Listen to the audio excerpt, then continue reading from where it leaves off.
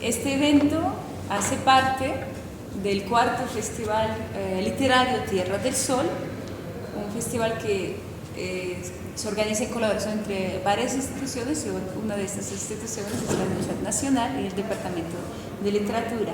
Entonces, otra vez, bienvenida, Zingonia, y voy a presentarte ya con más detalle. Entonces,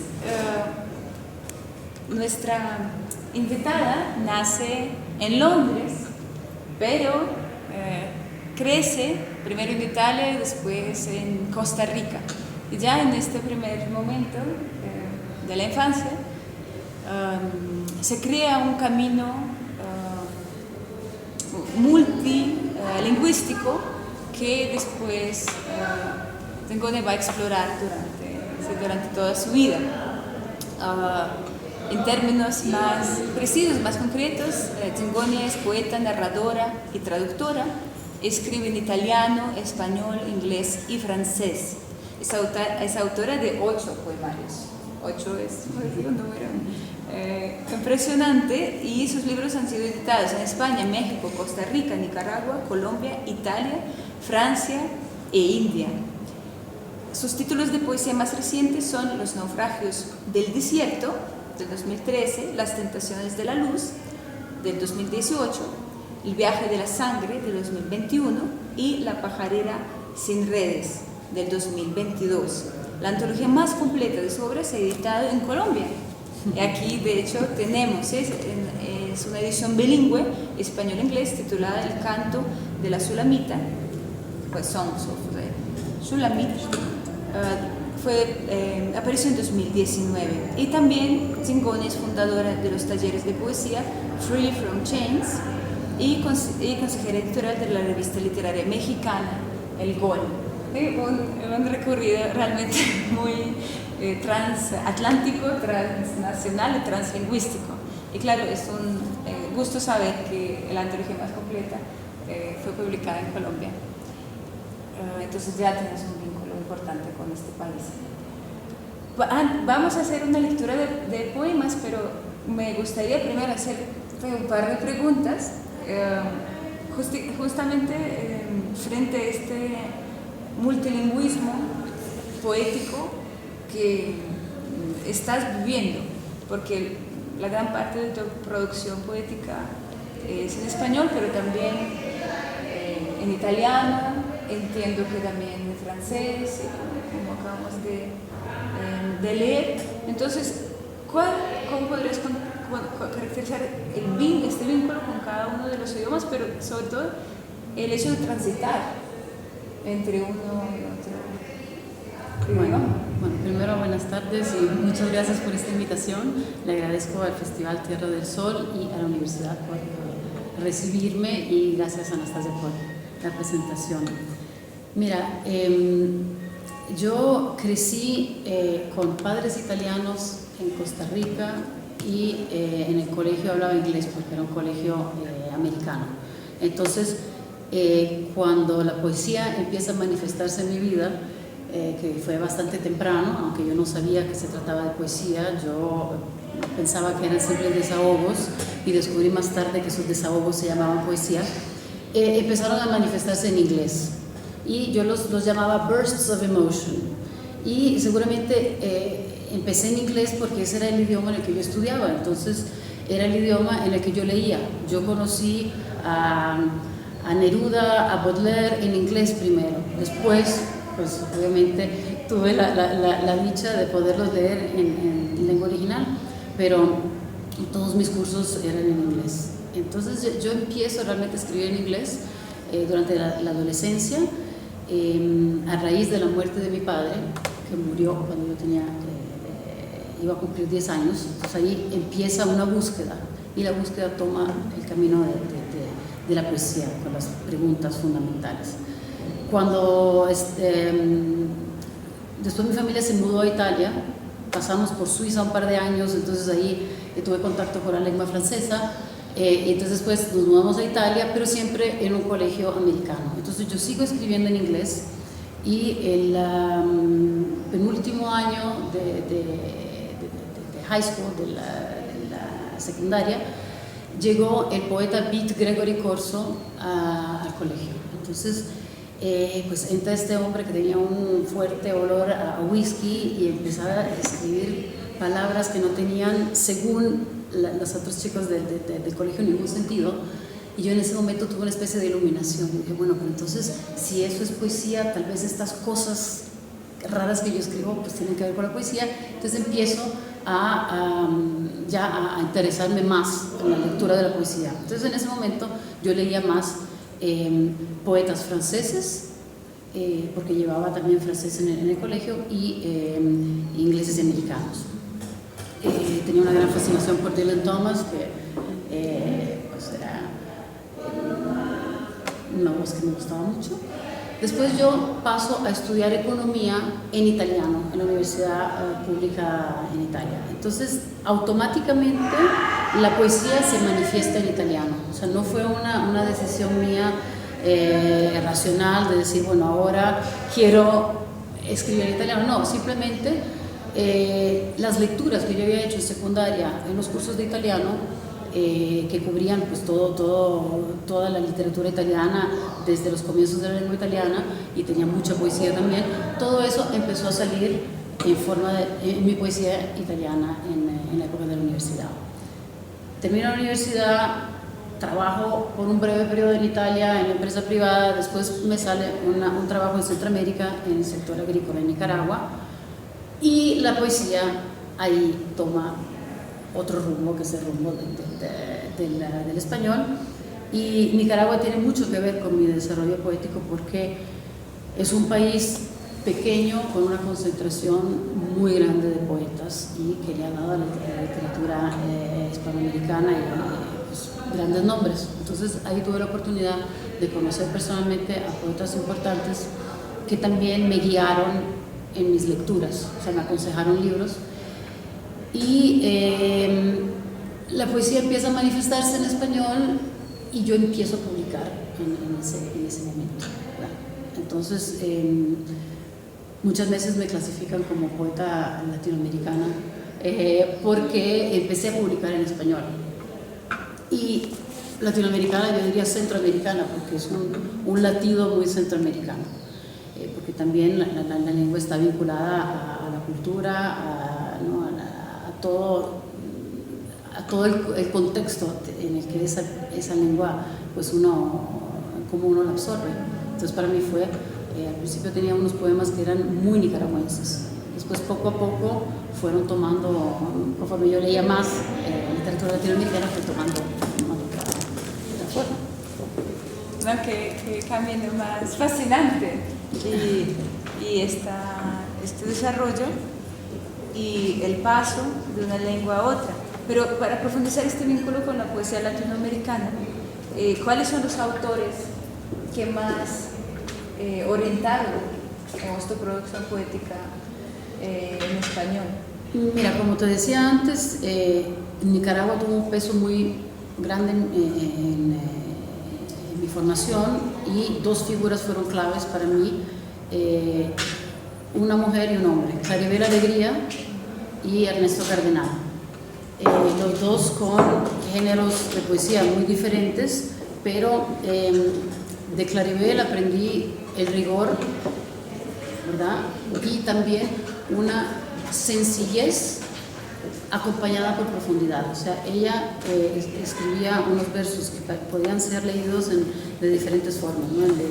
La forma muy sencilla, que es simplemente disfrutar el ritmo, disfrutar un mensaje a veces también irónico, pero no necesariamente comprender la profundidad. Después estaba el otro nivel, que es el nivel ya de comprender todas las referencias. Entonces de Claribel fue una guía importante, y Ernesto Cardenal me abrió a otro mundo, que es el mundo del misticismo, pero un misticismo que se vive en la cotidianidad, o sea que todo entra en el misticismo, o sea todo es uno, entonces ver todas las diferentes declinaciones del uno. Entonces eso representó una parte importante, aunque su género poético es muy diferente de lo que yo escribo, o sea me siento más cercana a Claribel.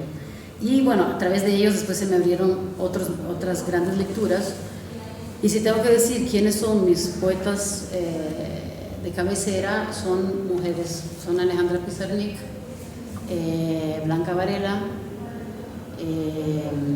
Olga Orozco. Bueno, esos son, digamos, mis nombres favoritos. Sí, y para, a partir de este tema espiritual, entiendo que en algún momento aparece en el horizonte también India. Sí, no en el sentido lingüístico esta vez, entiendo, sino de una influencia cultural, de un vínculo de exploración. Mira, yo no llego a la India siguiendo una búsqueda espiritual. Llego a la India de una manera muy sencilla, me invitan a un festival. Es más, un festival italiano me pide de ir a la India representando el festival italiano. Entonces llego a la India y como pues hablo inglés, hablo varios idiomas, los organizadores del Festival de la India me dicen que si puedo ser parte del comité de ellos, y así empecé a ir. Pasé 10 años yendo a la India todos los años, y era un festival itinerante, entonces las ediciones eran en diferentes zonas geográficas de la India y por ende de diferentes idiomas. Entonces tuve la oportunidad de conocer a poetas importantes de diferentes regiones y culturas. Entonces, obviamente, estando ahí, absorbí mucho, me preparé también leyendo, bueno, los libros principales de literatura y también los libros sagrados de la India para comprender bien la mentalidad de ellos. Y después, pues los poetas vivimos mucho también de lo que vivimos, no solamente de las lecturas, sino que en nuestra obra entra las experiencias. Entonces creo que absorbí bastante de la cultura de la India estando ahí. Sí, ya nos estamos acercando a la lectura. Hay una pregunta, entonces. Sí. Yo me pregunto, ¿qué pasa en el momento de la publicación con lo que tú escribiste en inglés y un poco en francés, tal vez? Sí. ¿Qué pasa? Es decir, ¿todo se traduce al español y se publica, o las cosas que escribiste en inglés y en francés quedan fuera? Mira, siempre el tema de la publicación es muy complicado, ¿no? Porque normalmente tú tienes una identidad bien definida, entonces tienes editores que te buscan porque tienes una identidad definida, identidad lingüística. En el caso mío, yo me autotraduzco, y cuando me autotraduzco muchas veces los poemas se transforman, porque en cada lengua tengo una identidad un poquito diferente, porque la lengua viene con todas sus referencias. Entonces, todo se maneja, digamos, como si fueran,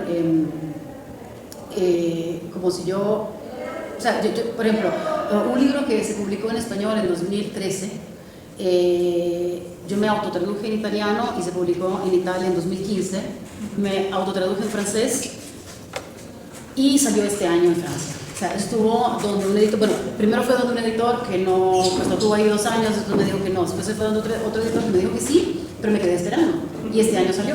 Entonces, cada libro tiene su vida y su camino.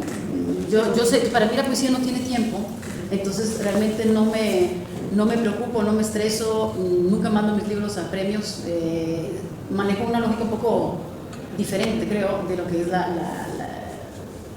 el camino normal. ¿Y nunca has pensado en un libro en el cual tendrías los poemas en varios idiomas al tiempo, es decir, en su primer idioma y la traducción al lado, para que el lector vea justamente esa diferencia entre un texto que escribiste primero en italiano, un texto que escribiste en inglés? Claro, sería interesante construir un libro de esa manera. No, por ahora lo que tengo son libros en diferentes idiomas. Tengo estas 2 antologías que me han publicado aquí en Colombia, que son, las 2 en realidad empiezan en 2005. Esta que estamos lanzando en estos días llega hasta 2025, tiene algunos textos que eran inéditos, y esta cubre hasta, creo que fue 2018, 2019, que fue cuando la publicamos. Y esto es bilingüe español-inglés. ¿Están en la feria? Están en la feria, sí. ¿Con qué editorial publicaste Singonia, por favor? Estas son con la colección Anverso. ¿Y en qué están pues ahorita? ¿Y quién es el editor? Se ¿Es llama ese genio? Julio César Bustos. No, es una edición preciosa, y me gusta esto de que está español de un lado y inglés del otro. Rodríguez Bustos JC es el director. Sí. Y bueno, pero con Colombia tengo varios vínculos. Le debo a Julio César Bustos el hecho de haberme publicado esta primera antología. Después pues aparecí por acá con La pajarera sin redes, que es otro libro, es el último que escribí, que me publicó Domingo Atrasado.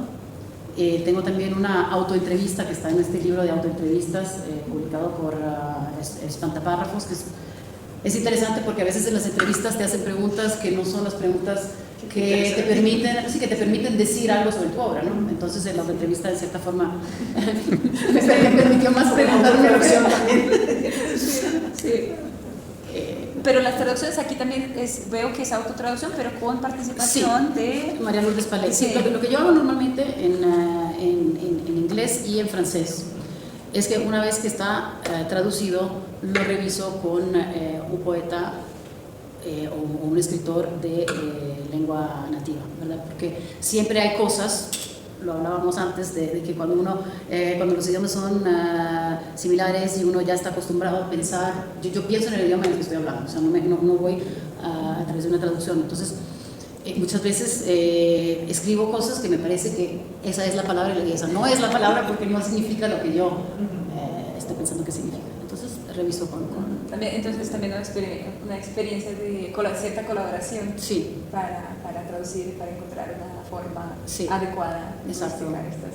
Pero con el italiano y con el español, no. claro, ya son tus lenguas que sí tienen un estatus privilegiado, digamos, en tu mundo sí, poético. claro. Sí, claro, porque son dos lenguas que uso cotidianamente, ¿no? El inglés lo uso mucho menos y el francés pues muy poco. Pero... Y ahora hablando de la tradición poética italiana,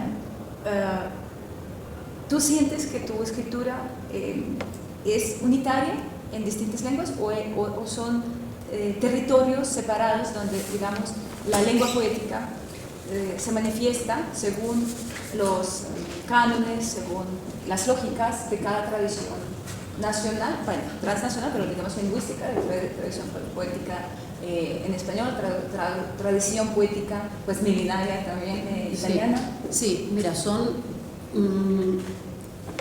Cuando dije antes que cuando me traduzco a veces cambia el poema, es precisamente por lo que tú estás preguntando. Hay poemas que nacen en español y al traducirlos al italiano siento que están demasiado cargados para lo que es la poesía italiana. La poesía italiana se ha convertido en una poesía mucho más esencial, donde pues no se admite, o sea, demasiado ritmo, demasiado, pues no sabía ni cuál palabra usar, pero sí, una carga muy fuerte, no la admite porque ya eso. Y me pasa lo mismo al revés. En cambio, entre español y francés creo que funciona muy bien, porque el francés también tiene admite un poco más de latido, pongámoslo de esa manera. No, qué bonitas concepciones y bonitas experiencias. Y me parece que también muy actuales en un mundo donde las identidades son siempre más problemáticas, fluidas, identidades nacionales, lingüísticas y de todo otro tipo. Entonces, esta idea un poco tradicional de que un poeta se relaciona con un solo idioma, con una sola tradición, con notables excepciones que todos citan, Nabokov, Ionesco, ¿sí? Etcétera, pero van a ser casos puntuales. Mientras que la norma es distinta, cada vez estamos viviendo más apertura, más movimiento de personas. Entonces la dimensión biográfica se da con multiplicidad cultural y también a nivel de artístico, a nivel poético, eso debe tener su expresión. Justamente estoy pensando en un caso que hemos estudiado en la maestría de literatura recientemente, y la profesora Patricia dirigió el trabajo.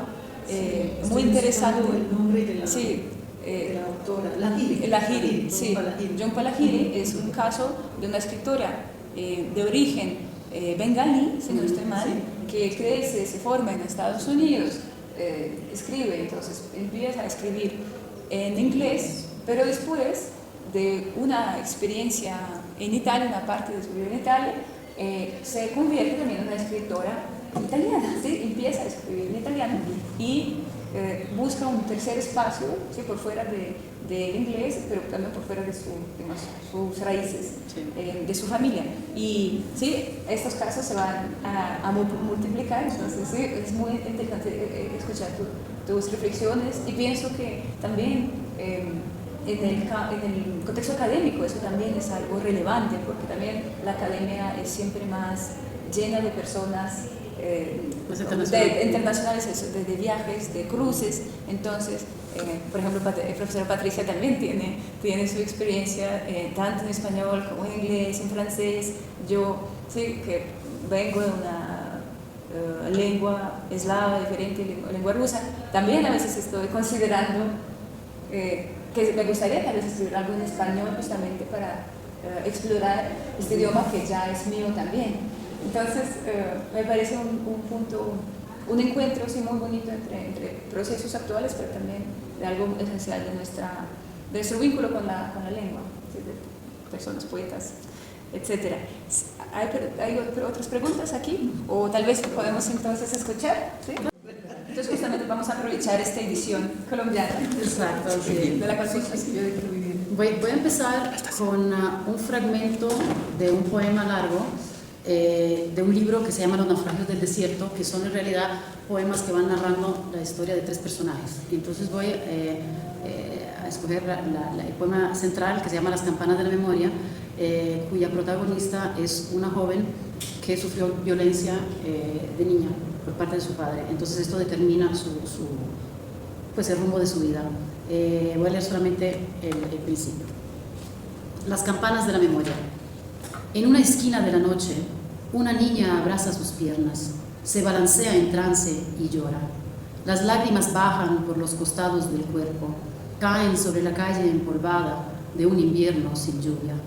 Monstruos afloran con rostro de hombre, roban el grito de un horror, tapan su boquita de clavel prendido y gozan del mismo gozo maldito que ilumina el rostro de Shaitán. Cierra los ojos, se ampara en la oscuridad del dolor, rasguña sus muslos como gato engañado, hunde su rostro en los abismos. Soraya tiene ojos de carbón, su cuerpo fino lleva el peso de una infancia manoseada por el destino. La casa es su tumba, el murmullo de la gente, su muerte. Se mira al espejo y oscila el vientre, ensaya la danza de la diosa madre. Las campanillas sonoras rodean su estrecho vientre como el abrazo del amado, correa que ciñe el cuello del perro hasta dejarlo sin aliento, vientre agotado, surco de calambres, tatuaje de una rabia implacable. Soraya danza en la tarima para fugarse de sí y arrancar los clavos empotrados en la carne de su memoria. La memoria enjaula el tiempo. ¿Cuentos quieres, niña bella? Tengo muchos que contar. La voz del padre se avecina en el crepúsculo vespertino.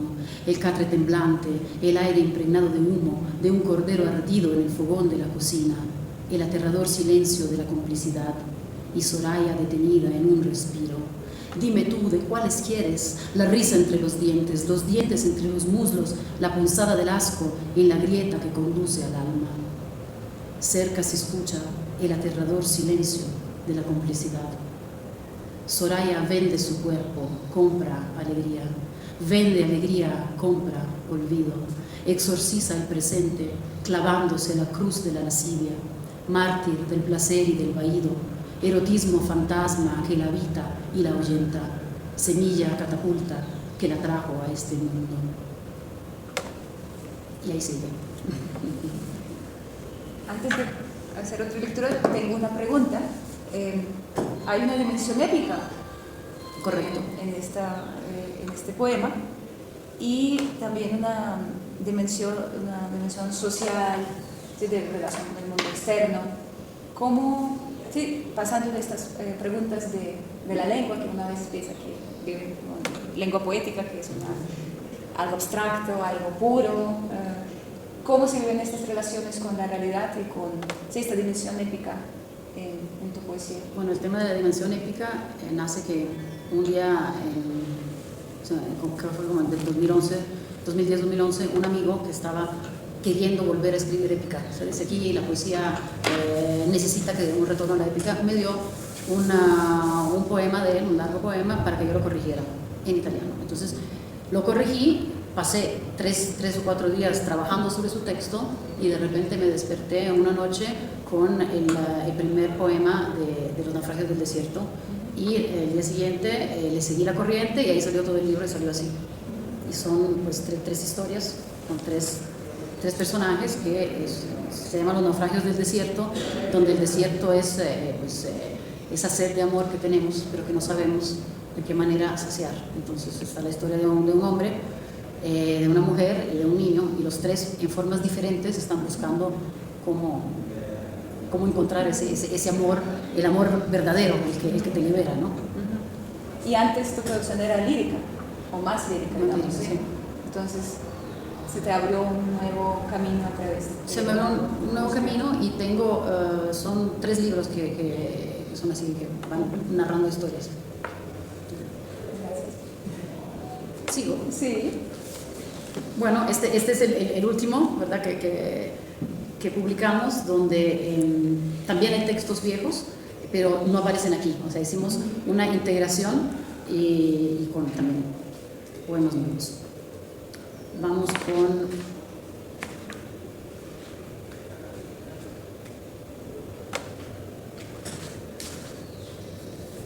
Hay unos poemas donde incorporo unas referencias bíblicas, pero les doy vuelta para hablar un poco de las contradicciones del mundo contemporáneo. Este se llama El Pusher. Camina como Juan Bautista, aislado y sin camisa, en la espalda tatuada entre sus vellos, la última cena de Leonardo. Frota un tablerito de madera con betún de Judea, acomoda el polvo e inhala. Danza como Salomé, la nieve en sus fosas nasales. Su mente lúcida, bandeja que exhibe el trofeo ensangrentado. Abre y cierra sus manos, predicando en la vía. Ostenta y esconde porciones malditas. Él va por su camino escuchando otras voces, volteando la espalda. La última cena indeleble ni se acerca ni se aleja.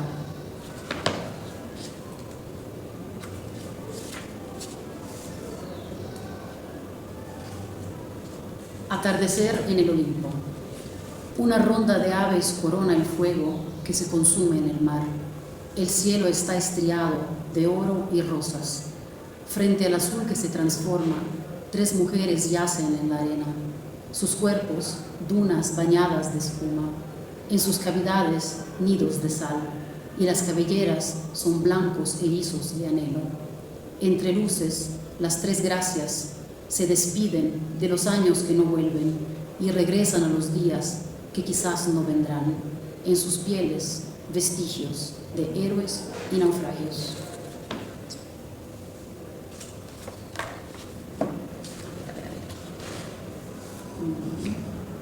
Una pequeña pregunta. Referencias bíblicas. Sí, el vínculo, pues una relación muy cercana de la cultura italiana con el catolicismo y también la cultura latinoamericana, que es en gran parte católica. ¿Cómo vives tú esta relación con la Biblia y con la religión que se refleja? Así que se refleja en el poema que leíste. Bueno, para mí no se puede prescindir de la lectura de los textos sagrados, ¿ya? Entonces yo pues los he leído de todas las religiones y soy católica, y entonces tengo un buen conocimiento de la Biblia y vale, que no siempre ser católico implica. No, claro, no, pero digo, además de haberlos leído todos, pues la Biblia la estudié de particular forma porque es mi religión, entonces quise entrar y buscar más en el ámbito de mi religión. Yo soy una persona religiosa, pero he andado por todas las religiones buscando. Se abrió la búsqueda con la muerte de mi padre y entonces pues busqué en todas partes, pero y en lo que leí antes de los libros de Los naufragios del desierto hay también mucha influencia de sufismo. Ahí sale en varios otros poemas de ese libro, pero con la Biblia, pues la Biblia me llama mucho, entonces yo no construyo estos poemas, los poemas llegan así, entonces evidentemente estas referencias están adentro de mí, y cuando hay algo que me llama la atención, salen. El poema de Pusher, pues es una mezcla de cosas. Un día estaba en la fila de un parque de diversiones acuáticas y enfrente mío había un señor que tenía tatuada la última cena de Leonardo en la espalda. Y a mí, yo estuve una hora detrás de este señor reflexionando sobre cómo puede ser que algo tan particular, ¿no? Y también que tiene pues, varios mensajes y que él lo haya hecho de una perfección, ¿no? Era la última cena de Leonardo, pero en la espalda, entonces él no la puede ver. Entonces esa imagen se quedó en mi mente por mucho tiempo. Y luego eso se mezcla con un señor pues, que estaba vendiendo drogas, y por lo menos eso me pareció a mí, pero que era como un indigente, pero al mismo tiempo pusher. Bueno, entonces se juntó todo y salió esta imagen. Entonces, y me sale también que parecía Juan Bautista, este pusher, porque por su forma de estar desprendido de todo y aislado. Entonces salió ese poema. Pues también las impresiones, las experiencias que vives también se vinculan con otros temas que dan origen a la poesía. Sí, yo digo mucho que los poetas somos como unas licuadoras, ¿no? Que todo adentro de nosotros se va mezclando, nuestras lecturas con nuestras vivencias, nuestros anhelos, nuestras frustraciones, nuestro todo, y de repente llega la inspiración y se enciende algo y la licuadora empieza a funcionar y sale el poema, porque sí, pues, por lo menos para mí funciona así.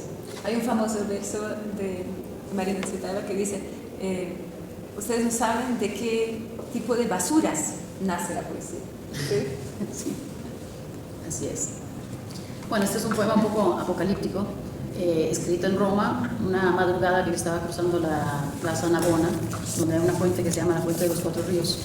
Y se me acercó un pintor que había pasado evidentemente la noche ahí en la plaza, y no había nadie. Habían pájaros, ¿cómo se llama? Gaviotas que estaban comiendo de los basureros, y este pintor me llama y me dice, mira, hay un corcho de champán en la fuente, y me cuenta que según él, según su interpretación, hay un león que se está comiendo el corcho, y se está comiendo, o sea, es Oriente que se come Occidente, y Occidente que se va a morir, pero Occidente no se da cuenta porque está en una pura fiesta. Entonces el corcho representa Occidente que no sabe que va a terminar su cultura. Entonces nace este poema. Fuente de los Cuatro Ríos. Tiene un epígrafe del libro del Apocalipsis 16:4 que dice: el tercer ángel vació su copa sobre los ríos y sobre los manantiales, y el agua se convirtió en sangre. Occidente duerme en su abrigo de silencio. Es la hora que precede las laudes, y todos los portones están cerrados. Las aves rapaces se fugan de la plaza, sus picos teñidos por las carnes escarbadas en los basureros. El agua casta fluye en la fuente, donde desembocan los cuatro ríos, y un corcho de champán flota sobre un mosaico de monedas. Él no sabe de guerras y martirios. Sentado sobre una grada de mármol, intenta rescatar con un pincel las formas naufragadas en el cauce de su lienzo. Ángeles con rostros de cabra sobrevuelan un hormiguero de niños descabezados, manchas rojas y nubes celestes sobre un cielo café. El obelisco de Domiciano inclinado, como cayéndose en una charca roja, y un león con el hocico abierto, a punto de devorar una paloma, cuyo pico aprieta un corcho de champán. Llegan los primeros turistas. Occidente sigue dormido en la botella vacía. Bueno, no sé, ¿sigo? Sí. Tal vez leo un poema. ¿Quieren escuchar en italiano también? Sí. Entonces, En inglés. en inglés. Pero, ¿Tienes italiano? No, sí, claro. Bueno, entonces italiano, ojalá.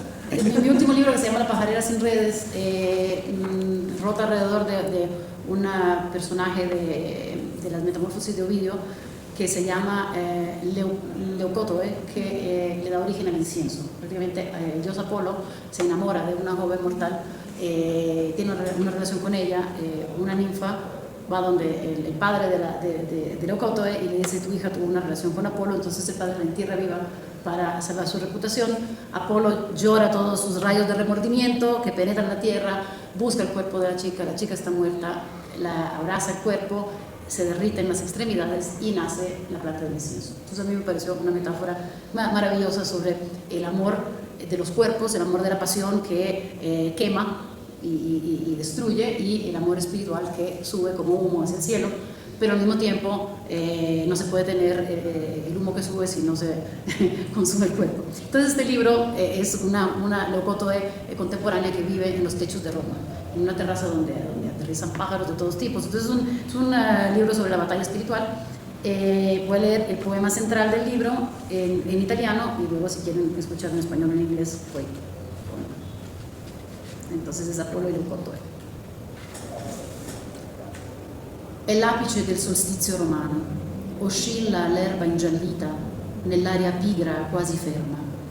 Un raggio penetra il muro di edera, i miei pensieri, e accende una fibra nascosta, la mia antica fragilità, sepolta, si infiamma, scorre nelle vene del marmo, fondamenta di questa terrazza, dove planano gli uccelli, le intuizioni, le divinità. Mi giri intorno, ondeggiando, nel tuo mantello nero. Mi domando se siamo Apollo e Leucotoe, corpi discordanti che bruciano via in profumo, con le loro impurità, come gabbiani che vanno al Tevere fino al mare, o se sei il corvo, l'araldo nero che trascina la serpe fra le stelle. Cos'hai da bramare qui, in questa voliera dalle reti trasparenti? Non vorrai strappare dal cielo le mie radici? E questa gabbia è il destino delle tue illusioni? Il vertice della mia arida attesa? Per terra, sull'ara dei precursori germoglia l'incenso, che tu accendi puntando un fiammifero, verso l'imbrunire, l'esitazione, radice di ogni inizio. ¿Qué hago? ¿Lo quieren escuchar en español? Español. Apolo y Leucótoe. Es el ápice del solsticio romano. La hierba amarilla se mece en el movimiento estático del aire. Un rayo traspasa la pared de hiedra, mis pensamientos, y enciende una fibra oculta, vieja fragilidad enterrada. Se hace fuego, corre por las venas del mármol, cimiento de esta terraza, donde aterrizan pájaros, intuiciones, divinidades. Me rondas flameando en tu manto negro. Me pregunto si somos Apolo y Leucótoe, dos cuerpos discordantes que arden perfumando el aire, nuestras impurezas en vuelo como gaviotas, persiguiendo el Tíber hasta el mar, o si eres aquel cuervo que entre estrellas arrastra una culebra. ¿Qué buscas aquí, en mi jaula transparente? Arrancar mis raíces del cielo, y esta pajarera es el destino de tus ilusiones, el vértice de mi árida espera. Sobre el ara de nuestros precursores brota un vástago de incienso. Tú lo enciendes, apuntas el fósforo hacia el ocaso, la duda, raíz de todo comienzo. Aquí en este poema hay también una dimensión espacial, porque aparece Roma. ¿Cómo es este vínculo geográfico o con el espacio geográfico si en otros poemas también lo exploras? Bueno, este poema, en este poema lo exploro particularmente porque lo escribí en el periodo de la pandemia. Entonces yo estaba en un sitio donde aterrizaban todos estos pájaros y veía todas las cúpulas. En el libro aparecen las cúpulas de Santa Inés, de Piesanabona, San Ivo, Santa Teresa del Valle. Entonces todos están mencionadas todas estas cúpulas, sí. Y todos los pájaros que están ahí, está el mirlo, la paloma, el cuervo, todos los que llegan ahí. Entonces, y todas las referencias mitológicas son de la mitología romana, por esa razón. Tomó ese rumbo. Sí, que el espacio trae consigo también. Sí, por supuesto. Referencias. Sí, y tengo muchos poemas que tienen que ver con el Coliseo, con el Tíber, pues que son de referencias romanas, pero ya transportados en otra dimensión y en otro espacio. ¿Algún poema más? Tal vez algo, no sé, lo que tú quieres, pero también tal vez hay algo que nos quieres compartir más de lo latinoamericano también, que de alguna manera. Bueno, de entre los poemas más recientes tengo, pues como están escritos en Costa Rica, en medio de la naturaleza, creo que tienen algo de, bueno, este por ejemplo, Contemplación. La luz pinta el día con sus colores y en el canto del amanecer anima la vida. Sentarse en el centro del jardín, uniendo la respiración a la del trébol, de las mariquitas, del pochote, a la de la ardilla que brinca del tronco. Inspirar, sintiendo en la brisa el despertar de las otras criaturas. Observar en silencio la vida y su alabanza enciende en los ojos una luz inesperada. Por ejemplo. Bueno, este es un poema que nace en Costa Rica, en un barrio donde están pues construyendo edificios altos, entonces se van todas las casas viejas. Se llama Mutaciones. Llegan al vecindario los obreros de casco amarillo. Encerrados en una jaula elevadora, trepan la torre de hierro, vociferan, martillan y sueldan, taladran el amanecer, bajan y vuelven a subir. Por encima de sus cabezas gira en el aire una grúa. Su gancho, como un péndulo, bendice al inmueble naciente. Abajo, en el jardín de una bella casa vieja, la paz, espantada, se fuga. Las horas se hacen largas, ojos buscando arbustos, oídos acallando hasta el viento. Los cascos amarillos siguen en las alturas, construyen celdas para proteger la paz. Bueno, tiene su toque irónico. No sé, si quieren que siga, si tienen preguntas. Yo tengo una pregunta, Singonia. Dicen que la patria de un poeta es su lengua. En el caso tuyo, ¿cuál sería esa patria de la lengua? El español, el inglés, el francés. ¿Cuál sería tu patria como escritora, como poeta? Y también, ¿cuál sería tu patria como escritora, en el sentido de que, digamos, en un festival, entonces uno dice el poeta nicaragüense, o sea, se señala la nacionalidad, ¿cierto?, del poeta. En ese caso tuyo, ¿qué nacionalidad te diría uno? O sea, ¿es poeta italiana, yo soy poeta nicaragüense, costarricense, inglesa? ¿Cómo crees? Mira, precisamente por esa razón llamé esta antología Otras Tierras, en el sentido de que en realidad cuando estoy en Costa Rica dicen la italiana, cuando estoy en Italia dicen la latinoamericana, entonces siempre son otras tierras. Me resulta a mí muy difícil contestar esa pregunta, porque también en los festivales a veces me llaman a representar un país, porque también por comodidad, ¿no? Cuando estoy en Italia dicen, ¿para qué vamos a traer a alguien desde Costa Rica o desde Nicaragua cuando la tenemos aquí? Entonces me ponen la bandera que más les conviene. Sí, pero como decía antes Anastasia, pues ya hoy en día hay mucha gente que vive en una situación parecida a la mía, ¿no? Hay mucha gente que vive en el exilio y vive pensando en su país, en su lengua, en todo aquello que quizás nunca va a volver a tener, ¿no? Que quizás nunca va a volver a eso. Entonces llega un momento que decide hacer un cambio y entonces ya entrar en otra lengua y otra cultura. A mí me pasa que pues tengo mucha movilidad entre una y otra, entonces te diría que tanto el italiano como mi centroamericano son mis tierras. Ya el hecho mismo de que en inglés y en francés yo recurra a la ayuda de otros poetas para perfeccionar, para aclarar dudas, significa pues que esos no son mis tierras, pero son tierras en las que me muevo.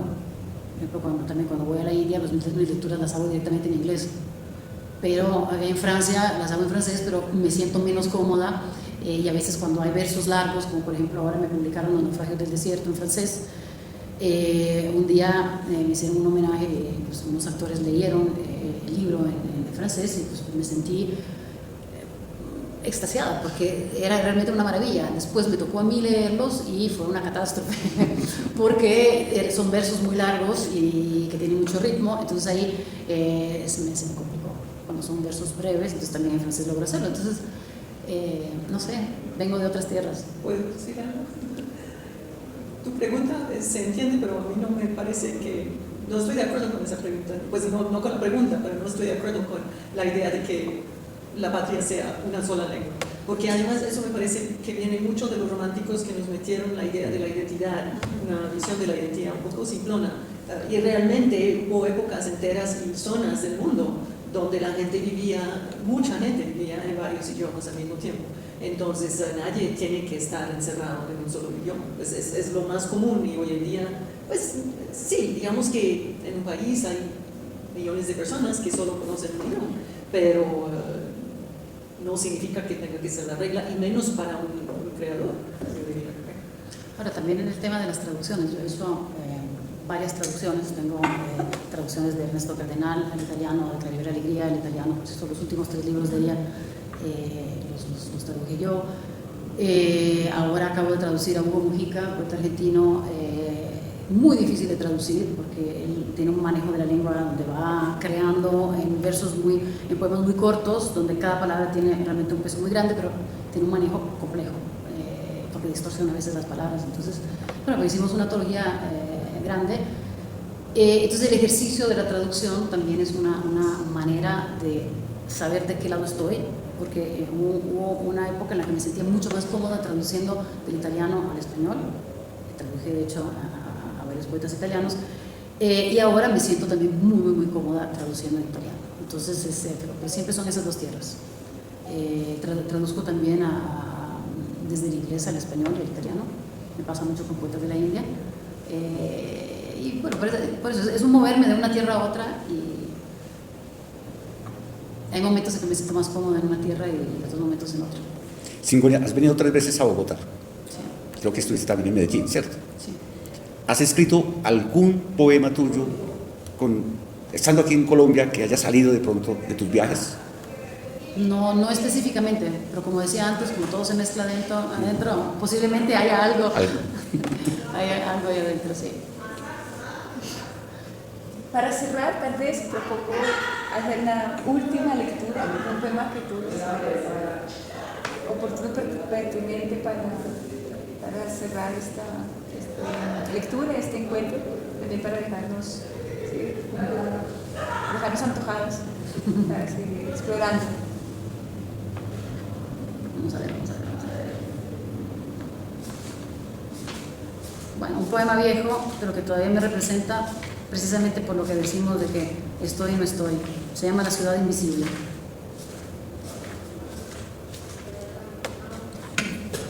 Tiene algo de nómada mi residencia fija. En el timbre una letra indica mi existencia, insinúa mi permanecer visible en la ciudad eterna. Viento, compañero, alza las velas de mi carpa, vela mi errático andar y borra esta callejuela del mapa de la ciudad.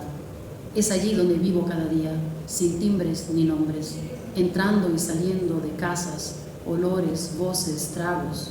Me pierdo y regreso a la única residencia fija, la ciudad invisible. Muchas gracias, excelente cierre de un espacio. Por fin puedo decir.